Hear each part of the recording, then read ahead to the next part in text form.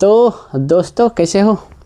आज मैं घर आया हूँ तो किसी ने पूछा कि भाई तुम इतना नेगेटिव क्यों सोचते हो, कि क्यों तुम सोचते हो कि तुम्हारे बच्चे दुख होंगे और हमें बच्चे नहीं करना चाहिए क्योंकि उस पर 5 लाख का कर्ज चढ़ गया रहता है जब वो जन्म लेता है। तो भाई मैं आपसे बता दूँ, मैं नेगेटिव नहीं सोचता हूँ और ये सही बात है। आप इकोनॉमिक सर्वे उठा के देख लो, अगर आपके बच्चे पैदा हो रहे हैं ना तो उस पर ना पहले से ही 5 लाख का कर्ज चढ़ा होता है। और रही बात आप मुझको नेगेटिव बात बोले, मैं नेगेटिव नहीं सोच रहा क्योंकि आपको पता है कि सच कड़वा होता है और मैं उस सच को बताता हूँ।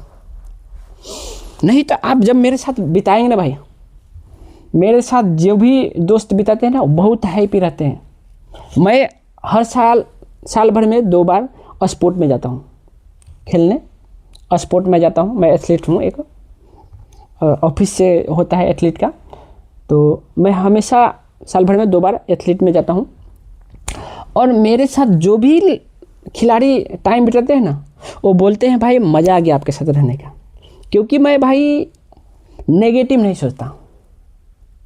और इस बार जब मैं गया था दिसंबर में, तो एक दोस्त ने बोला ना कि भाई तुमको सुनते तुम बच्चा नहीं पैदा करोगे। तो मैंने बोला देखो भाई, मैं बच्चा इसलिए नहीं करना चाहता क्योंकि मुझको अपने बच्चे से बहुत प्यार है, इसलिए मैं उसको दुनिया में लाना नहीं चाहता। तो वो भाई पगला गया, बोला अरे यार ये कौन सी बात हुई। अगर कोई बोलता है कि मुझको अपने बच्चे से बहुत प्यार है इसलिए मुझे बच्चे बहुत सारे चाहिए, लेकिन तुम तो बोल रहे हो कि तुमको बहुत बच्चों से बहुत प्यार है इसलिए तुमको बच्चे पैदा नहीं करना है, क्या लॉजिक है। हम बोले देखिए भाई, आप मेरी लॉजिक देखोगे ना और सुनोगे ना तो पागल हो जाओगे।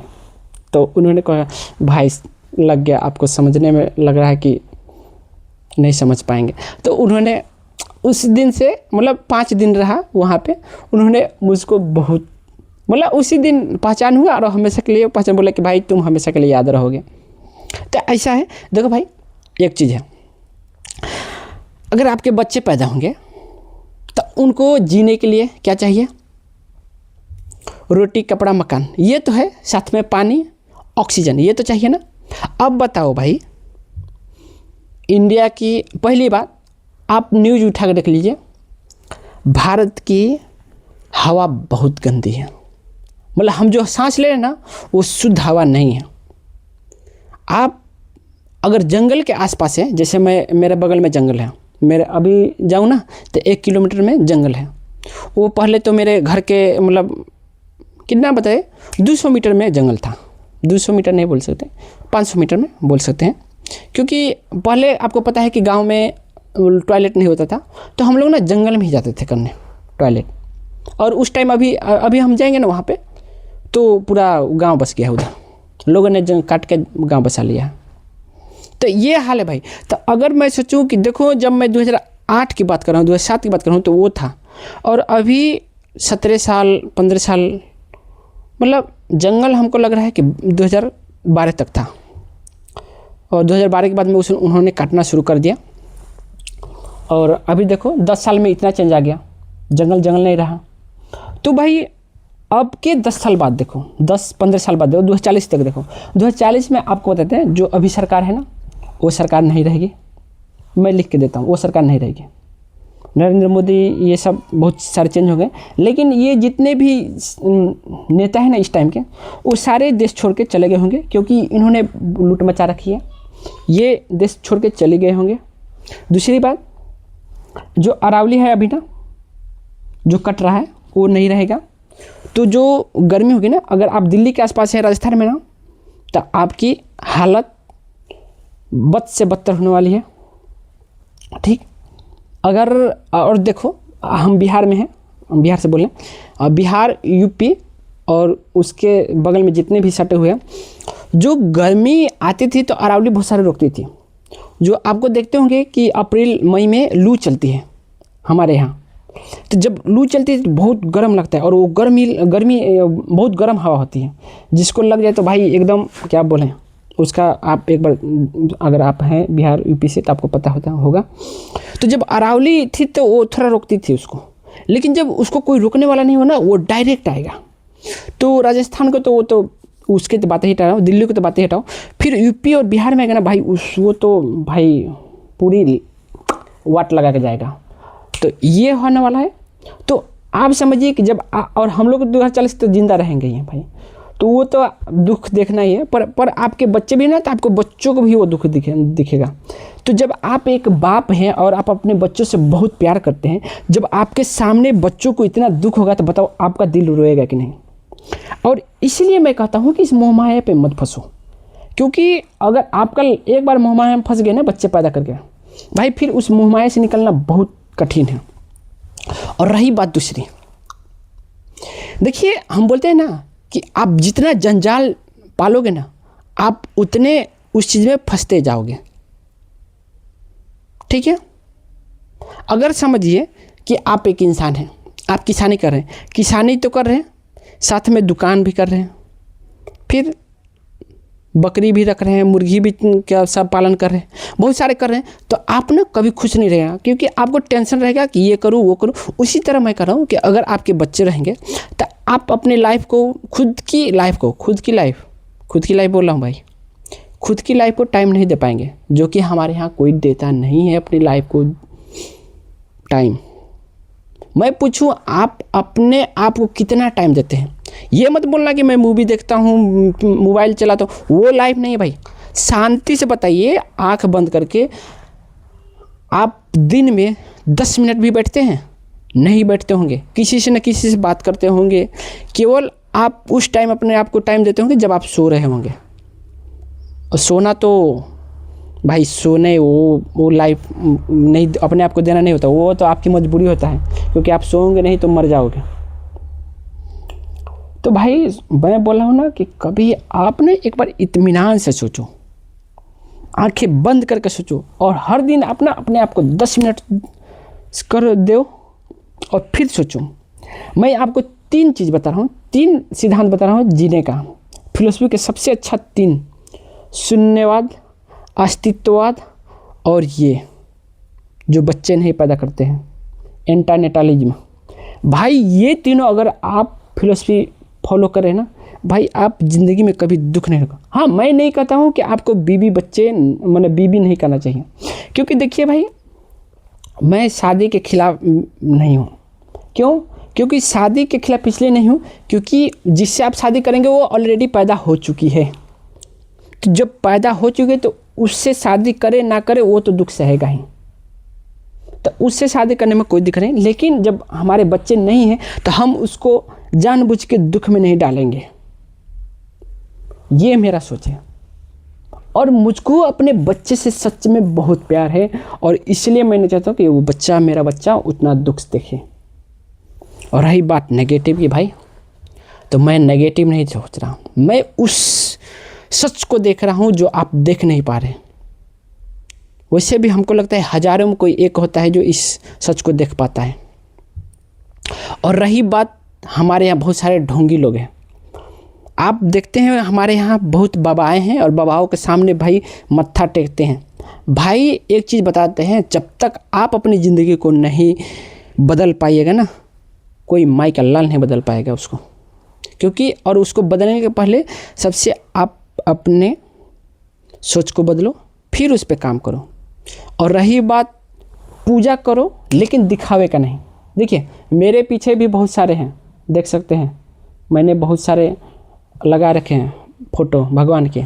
मैं पूजा करता हूँ, लेकिन पूजा इसलिए करता हूँ ना क्योंकि मुझको लगता है, मैं देखिए भगवान को सच में बोलूँ तो मानता भी हूँ, नहीं भी मानता हूँ। क्योंकि मेरा भगवान का मानने का बस एक ही नज़रिया है कि एनर्जी 2 प्रकार के होते हैं, एक नेगेटिव एक पॉजिटिव। और मैं भगवान को ना पॉजिटिव एनर्जी मानता हूँ, इसलिए मैं भगवान को पूजता हूँ। और मैं ना मंदिर में, जहाँ मंदिर हो और जहाँ शांत हो वहाँ पे जाकर बैठता हूँ। जैसे कि मैं बता देता हूँ, मैं गया था वो पूरी जगन्नाथ मंदिर, भाई मुझको ना वहाँ पे श्रद्धा नहीं आया, सच में बताऊँ। जबकि मुझको क्यों नहीं श्रद्धा आया, क्योंकि भाई इतना भीड़ था ना वहाँ, इतना ना, पहले साला 4 घंटे में हम दर्शन कर पाए थे, 4 घंटे बाद। और जबकि बोलते थे दिन भर लग जाता है। मैंने 4 घंटे बाद दर्शन लिया। भाई मैं बोला ऐसे हमको दर्शन नहीं चाहिए। मैं जय जगन्नाथ का फ़ोटो लाके मैं उनके सामने उनको कहीं शांति जगह में रख के वो श्रद्धा लाके अभी से बहुत अच्छा से कर पाऊँगा। और मैंने फ़ोटो लाके सच में मैंने श्रद्धा किया तो वो श्रद्धा आई जय जगन्नाथ के। लेकिन वहाँ मंदिर में मुझको नहीं आया, जबकि मैं अकेले में जब किया तो मुझको बहुत आनंद आया जय जगन्नाथ को करके। तो भाई मैं खिलाफ नहीं हूँ भगवान के, लेकिन मैं दिखावे के खिलाफ हूँ। देखिए, अगर आपको पूजा करना है ना तो आपने, अगर आप सच में बोले ना तो आपने कहानी भी सुना होगा कि एक आदमी गया था स्नान करने, तो उसको जब नदी में गया तो वहाँ पे बहुत सारा भीड़ था, तो वो बगल में कहीं एक तालाब बढ़ा था, तो वहाँ पे जाकर उसने स्नान कर लिया और उसको भगवान उसी तालाब में मिले जहाँ कोई नहीं था, वो जहाँ आदमी गया वहाँ बोला। और उसमें बताया कि भगवान ने बताया कि देखो मैं भीड़ भाड़ की दुनिया में नहीं रहता, क्योंकि वहाँ पे इतने भीड़ है कि मैं वो नहीं रहता, वो शांति में रहते हैं। देखिए, भगवान के अगर आप बोलते हैं ना, अगर आप भगवान की बात कर रहे हैं ना, देखिए भगवान मतलब भगवान आपको बताया, मैंने क्या बताया, पॉजिटिव एनर्जी। आपको पॉजिटिव एनर्जी कभी भी अकेले में मिल सकती है। और आप आंखें बंद करके भी अगर आप अपने मन में भगवान की फ़ोटो लेना चाहते हैं ना, जिस भी भगवान को मानते हो, तो वो ना आप शांति में रह के ही उनको अपने मन में सोच सकते हैं, ना कि भीड़ भाड़ में जाके। वहाँ पे केवल जाते हैं लोग जय जगन्नाथ करते हैं, लेकिन मुझे नहीं लगता कि वो लोग वहाँ पे आंखें बंद करके उनके मन में वो आ जाए। क्योंकि सच्ची भक्ति यही है कि आप कहीं भी रहें और भगवान आपके सामने प्रकट हो जाए, वो सच्ची भक्ति है। तो बाकी मैं, आप जितने भी भक्त हैं उनको मैं खिलाफ़ नहीं कर रहा हूँ, आप इस चीज़ को नेगेटिव मत लीजिएगा। मैं अपना बता रहा हूँ कि मैं क्या सोचता हूँ। बाकी देख सकते हैं मैंने कि विवेकानंद, अंबेडकर, सुभाष चंद्र बोस, इन सब का लगाया हूँ, क्योंकि ना ये लोग मुझको बहुत पसंद है। भगत सिंह, चंद्रशेखर आज़ाद, ये इनकी मैं। और रही बात, देखिए ये फ़ोटो आप देख सकते हैं, ये जब मैं यूपीएससी की तैयारी कर रहा था, लेकिन जब मैंने सच्चाई जाना भाई ये तो लाइफ बहुत भयंकर है, ये लाइफ मुझसे नहीं जिया जा सकता है, तो इसलिए मैंने वो छोड़ दिया। और रही बात, आप देख सकते हैं यहाँ पे एक ये लव लेटर होगा, ये मुझको किसी ने दिया था उस टाइम। देखिए, प्यार वार कीजिए, कोई दिक्कत नहीं, क्योंकि मैं प्यार करने से मना नहीं करता, क्योंकि भाई ज़िंदगी में जब आपको खुश रहने तो प्यार भी बहुत मायने रखता है। लेकिन ये उम्मीद मत रखिए कि जो प्यार हम करें बस उसको ही रहे, क्योंकि एक चीज़ बताते हैं, सच्चा मोहब्बत कभी आपके पास नहीं रहता है, ठीक है। और रही बात, जो आपको करने को मन करे ना, डायरेक्ट करिए, आप बेझिझक किसी से बोलिए। अगर आपको कोई पसंद है ना, डायरेक्ट उससे बोलिए कि हाँ मैं आपको चाहता हूँ। देखिए, उसको मन है तो आपके साथ रहेगा, नहीं तो नहीं रहेगा, कोई दिक्कत नहीं भाई। लेकिन हाँ, किसी पर ज़बरदस्ती अपनी थिंकिंग को थोपिए मत। मान लीजिए किसी को आप प्यार कर रहे हैं तो ये मत सोचिए कि वो भी हमसे प्यार ही करे, ठीक है। आप उसको आज़ाद दीजिए, ये होना चाहिए लाइफ की जीने की। बाकी भाई बता दूं कि मैं तो ऐसे ही सोचता हूँ, मैं 3 चीज़ों को फॉलो करता हूँ। एंटीनेटालिज्म बोलते हैं, और शून्यवाद को, और अस्तित्ववाद को। ये चीज़ मुझे बहुत पसंद है, क्योंकि मुझको इसकी तरह लाइफ जीना बहुत अच्छा लगता है, और बच्चों को मैं सच में दुख नहीं देना चाहता, इसलिए मैं खिलाफ हूँ।